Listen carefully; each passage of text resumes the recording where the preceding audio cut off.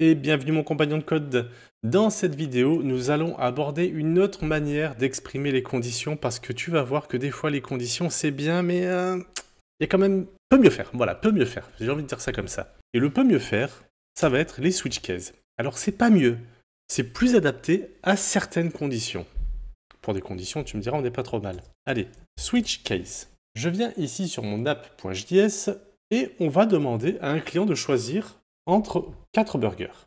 Choisis ton burger. Donc on va faire un const, chosen burger, et comme c'est un choix, il va faire un prompt. Prompt, quel burger souhaitez-vous? Et là, on va vouloir aller à la ligne. Alors pour aller à la ligne, dans notre pop-up de prompt, tu vas faire un Alt gras et la touche 8, ça fait une barre anti-slash et un N.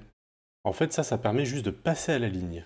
Puisqu'on n'a pas le droit de faire entrée, ici, si je fais un entrée, ça va pas bien le prendre en compte, ça va pas être génial. Donc, hop, on fait un slash N, et je vais même en faire un deuxième pour la peine, comme ça on va sauter une ligne même, et on va faire le signature. Puisque le but ne va pas être de demander à un client d'écrire le nom d'un burger là-dedans, un numéro sera amplement suffisant. On va essayer de faciliter la vie de nos clients. Je refais un anti-slash N de le double. Anti-slash N 3, le croustillant, c'est du poulet pané. Anti-slash N 4, l'océan, c'est avec un petit poisson pané à l'intérieur. C'est tout moelleux, tout sympa. Et on va se faire un 5, anti-slash N 5, le bacon. On va se faire un console log de chosen, alors c'était chosen pas chooser, chosen burger, voir ce que ça donne, je rafraîchis un petit coup ici. Quel burger souhaitez-vous? Et là tu vois ça se met bien tout en ligne grâce aux anti-slash-n que nous avons mis ici. Et si je mets 5, on récupère la valeur 5. Le problème c'est que mon cuistot derrière en cuisine, il sait pas ce que c'est 5. Lui il veut le nom du burger qu'il doit préparer. Donc on va dire à notre cuistot, if chosen burger est égal à 1, à ce moment-là, on va lui envoyer un console log prépare un burger signature. Sinon, si chosen burger est égal à 2, à ce moment-là, tu me prépares un burger double. Maj Alt F, je range un peu mon code. Je vais copier ceci. Alors, là, on a pour le 2, le 3, le 4, le 5. Le 3, le 4 et le 5. Le 3, ça va être le croustillant. Donc un burger croustillant, un burger océan et un burger bacon. Ok, je rafraîchis. Donc si je fais 3 par exemple pour le croustillant, prépare un burger croustillant, donc ça c'est le message qu'on envoie à notre cuistot.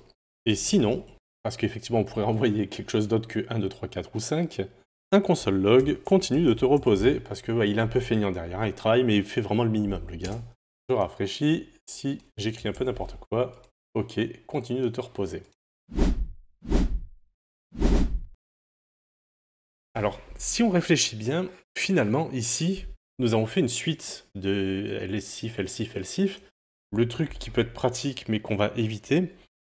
Dans notre cas, on prend un peu de recul, ce ne sont pas des conditions.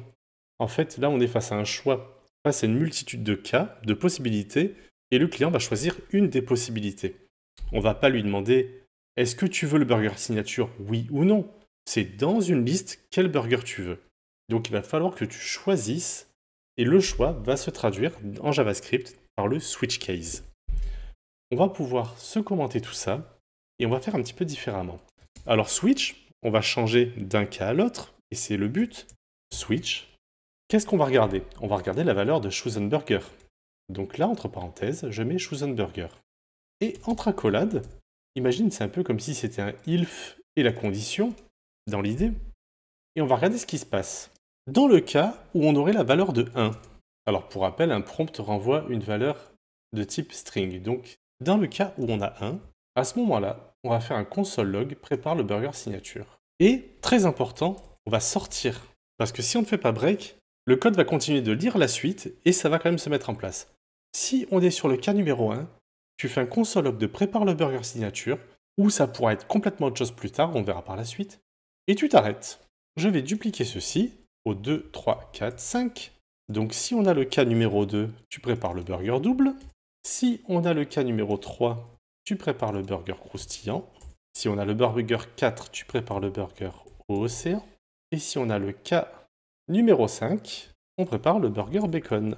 Et par défaut, il faut une valeur par défaut. Si je n'ai pas une de ces valeurs, à ce moment-là, on lui dira, continue de te reposer. Je relance. Si j'ai le choix numéro 4, j'ai bien la ligne JavaScript 34 qui s'est activée, prépare un burger océan. 34, prépare un burger océan.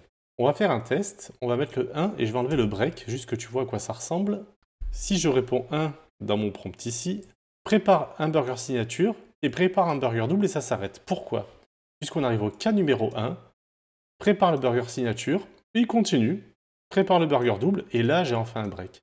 Donc il faut bien laisser le break à la fin de notre case. Je retente, je mets 1 et effectivement prépare un burger signature. Bon, alors je vais être très transparent et franc avec toi. La première fois que j'ai vu ce switch case, j'ai pas compris de suite. Je me disais, tant pis, je ferai des else if et puis c'est pareil finalement. En fait, c'est pas tout à fait vrai. Le switch case va être un petit peu plus optimisé pour gérer de nombreux cas. Tu n'en auras pas besoin tout de suite, mais au moment où tu vas en avoir besoin, tu ressentiras le besoin, ou tu seras sur une vidéo où le switch case est utilisé, à ce moment-là, tu sauras que ça existe et tu pourras revenir voir cette petite vidéo juste pour te rafraîchir la mémoire.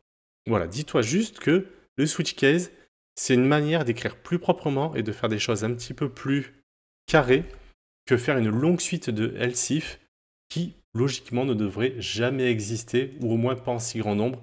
Quand on a un cas comme ça, c'est qu'il y a d'autres manières d'écrire le code. On verra ça au fur et à mesure de notre apprentissage. Je te laisse un petit peu cogiter là-dessus. N'hésite pas à te faire un petit exemple dans ton coin pour voir ce que ça pourrait donner. Et je te dis à bientôt dans la prochaine vidéo.